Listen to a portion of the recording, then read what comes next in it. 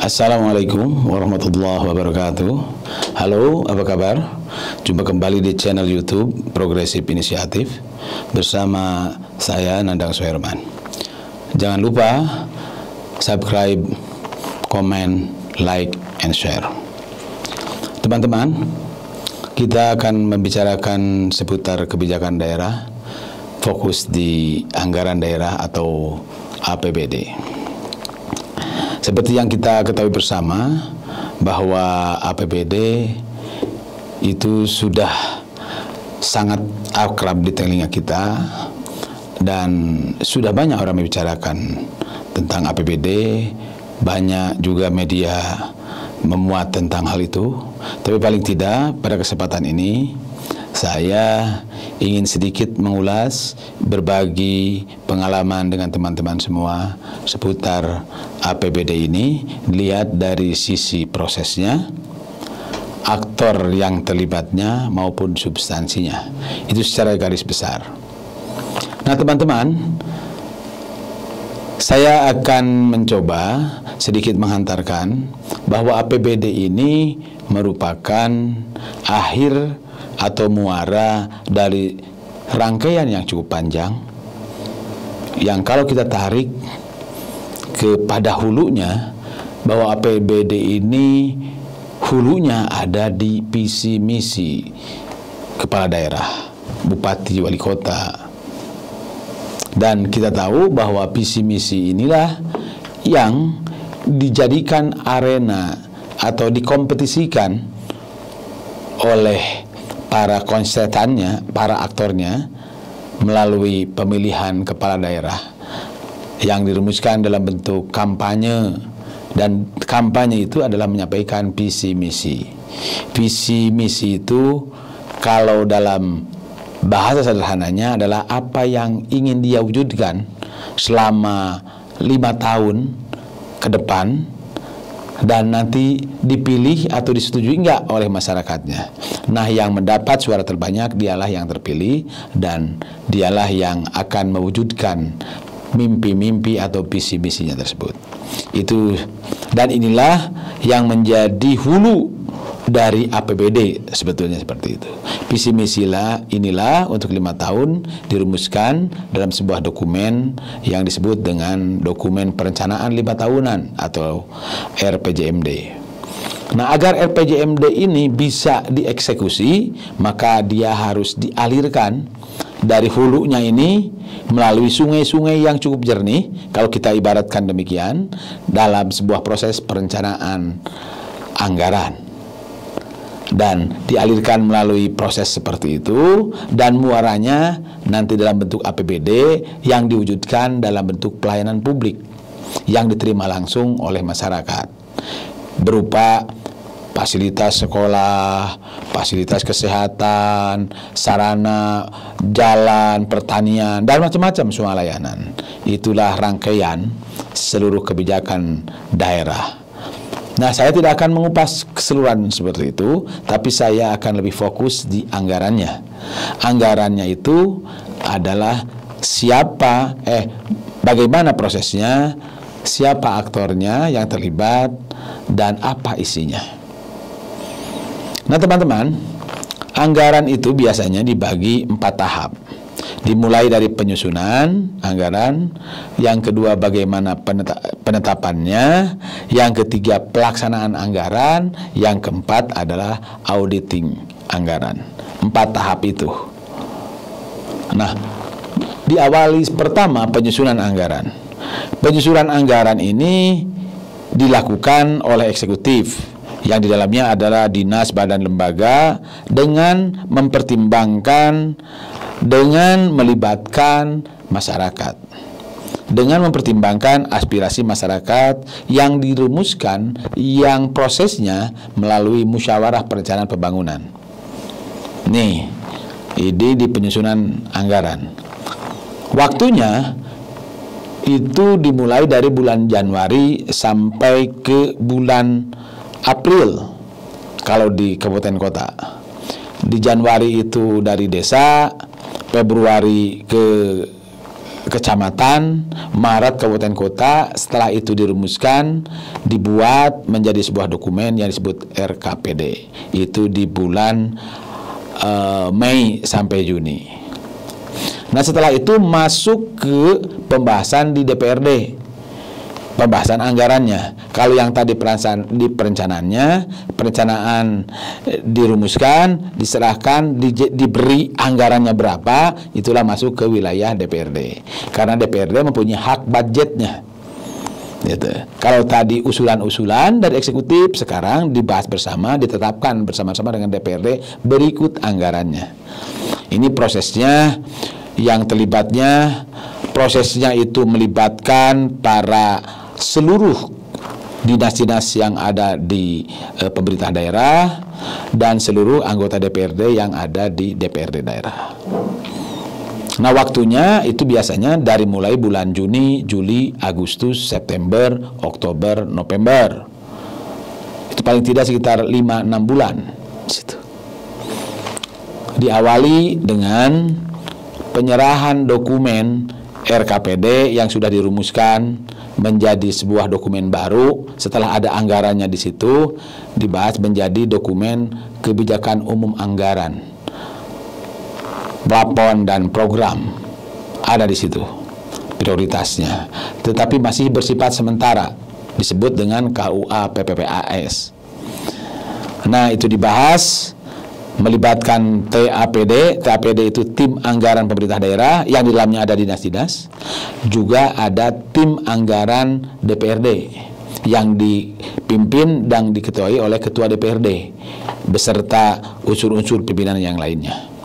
Itu membahas cukup panjang di wilayah itu, waktunya sekitar Juni, Juli sampai November. Nah, KUA PPAS yang tadi dokumen ini dibahas cukup panjang, dan setelah didiskusikan secara matang, maka menjadi dokumen rencana. Dari KUA PPAS menjadi RAPBD, rencana APBD. Tetapi di situ sudah mulai mengerucut. Yang tadinya kan usulan cukup banyak tuh. Kalau kita simulasikan misalnya, usulannya tadi ada 100 program, 200 kegiatan, maka setelah dibahas boleh jadi dia bisa menjadi berkurang atau menjadi lebih. Boleh-boleh saja, karena nanti tergantung kesepakatan antara DPRD dengan pihak Pemkabnya. Nah, DPRD di sini mempunyai fungsi hak yang melekat di setiap anggota DPR, budgetnya. Tetapi dia juga bisa mengganti sebetulnya, mengganti. Kalau dianggap yang usulan-usulan itu berbeda atau tidak sesuai dengan regulasi yang ada, misalkan dengan dokumen-dokumen yang sudah ditetapkan lebih dulu. Nah, itu sampai KUA PPAS menjadi RAPBD itu sampai sekitar bulan November, Oktober, November. Dan di rancangan APBD tersebut dibahas waktu 1 bulan berikutnya menjadi APBD, dan setelah APBD ditetapkanlah itu oleh Bupati dan DPRD menjadi sebuah dokumen yang disebut dengan dokumen APBD.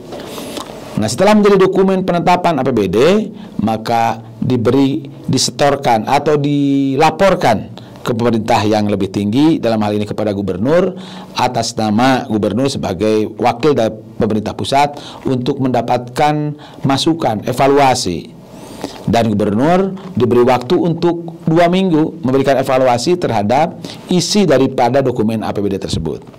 Dan hasil evaluasi tersebut dituangkan dalam sebuah rekomendasi oleh gubernur untuk dilakukan revisi oleh pemerintah daerah bersama DPRD-nya.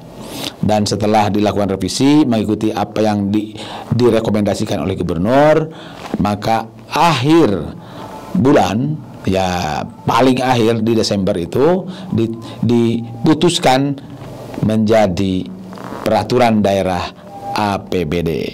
Itu selama 1 tahun. Menjadilah dia dokumen APBD yang dijadikan rujukan oleh pemerintah daerah untuk menjalankan program dan kegiatan 1 tahun berikutnya. Oke, nah panjang 1 tahun. Dan untuk pelaksanaannya, tahapan yang ketiga di pelaksanaan anggaran. Nah, pelaksanaan anggaran ini pemerintah daerah merupakan pengguna anggaran, kan itu, yang telah ditetapkan oleh kepala daerah ini bertanggung jawab terhadap bagaimana penggunaan anggaran itu harus dilakukan secara transparan dan akuntabel. Ada proses-proses pengadaan barang dan jasa, ada yang di pihak ketigakan, ada yang dijalankan sendiri, dan macam-macam lah di situ. Nah, dari pengalaman selama ini, di bulan Januari Februari biasanya yang dieksekusi adalah untuk gaji dulu dan belanja-belanja rutin lah gitu. Sementara untuk project, untuk kegiatan-kegiatan project atau program biasanya itu setelah bulan ketiga lah, bulan Maret, bulan April, karena harus ada mekanisme proses untuk pengadaan barang dan jasa. Ada mekanisme sendiri, tidak bisa serta-merta. Itu dilaksanakan selama 1 tahun sampai berakhir di bulan Desember, dan akhir eksekusinya itu pelaksanaan lapangan itu sampai di pertengahan Desember, dan 2 minggu sampai akhir Desember itu untuk proses-proses laporannya. Nah, berikutnya maka diperiksa hasilnya itu.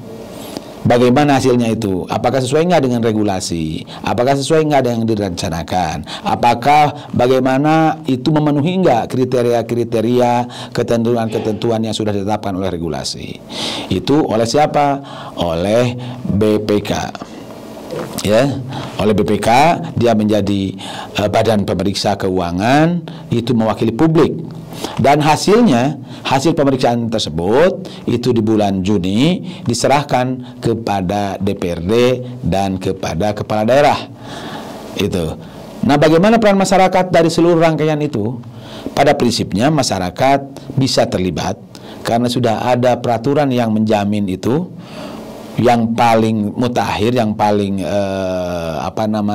yang paling akhir dibuat oleh pemerintah itu ada PP Peraturan Pemerintah nomor 45 tahun 2017 yang di situ berbicara tentang partisipasi masyarakat dalam penyelenggaraan pemerintahan daerah. Di dalamnya adalah proses perencanaan penganggaran termasuk auditnya. Masyarakat bisa terlibat di situ dari mulai perencanaan ya di bulan Januari sampai bulan April, penganggaran dari bulan Juni sampai bulan November, dan auditingnya oleh BPK. Masyarakat bisa terlibat di situ.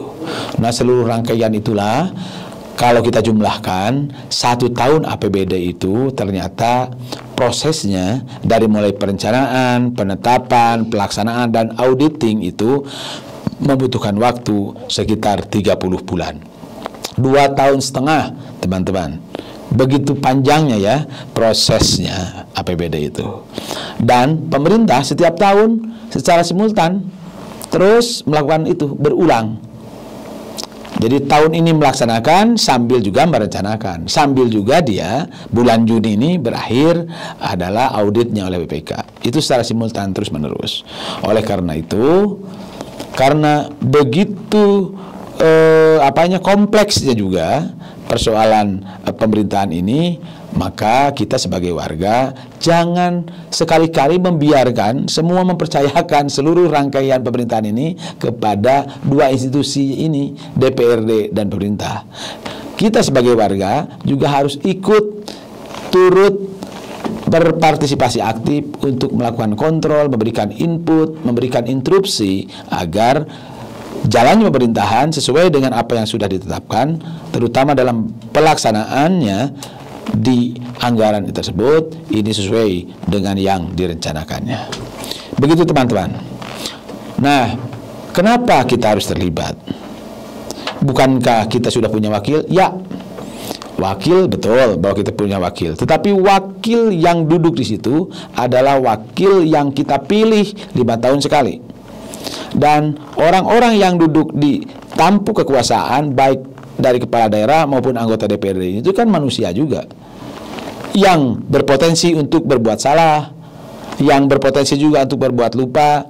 Nah, agar kontrol ini, agar ajak pemerintahan, maka kontrol termasuk juga partisipasi publik ini sangat dibutuhkan. Terus yang kedua, karena yang dikelolanya itu adalah uang. Yang APBD itu kan adalah uang, anggaran itu adalah uang rupiah. Nah, sumbernya dari mana? Sumbernya pun itu dari pajak rakyat. Pajak kita nih, warga semua nih, teman-teman, dari mulai pajak langsung maupun tidak langsung. Kalau yang pajak langsungnya itu pajak penghasilan kita, kan sekarang sudah kena pajak. Kalau yang tidak langsungnya pada saat kita membeli barang, itu ada yang kena pajaknya, dari mulai yang kita punya kendaraan, beli BBM kena pajak, yang senang merokok sudah kena pajak, itu kan, yang melakukan belanja di mall, pakaian, makanan, ya, resto, nginap, semua juga kena pajak. Nah, sumber pajak itu adalah dari itu semua. Oleh karena itu merupakan uang kita, maka kita pun harus ikut sama-sama mengawasi, tentu saja mengawasinya sesuai kadar kita. Oleh karena itu, isu anggaran ini bukan isu untuk hanya orang-orang yang duduk di pemerintahan. Ini adalah isu untuk kita semua. Nah, saya, Nandak Suherman, dengan Perkumpulan Inisiatif, mengajak teman-teman semua untuk begitu peduli agar uang yang kita bayarkan, uang yang kita berikan dikelola kepada aparatur negara itu dibelanjakan sejatinya untuk kepentingan masyarakat. Saya kira itu untuk pertemuan kali ini. Jangan lupa agar Anda memberikan respon terhadap channel ini dengan melakukan subscribe, comment, like, and share. Ya, saya undur diri. Wassalamualaikum warahmatullahi wabarakatuh.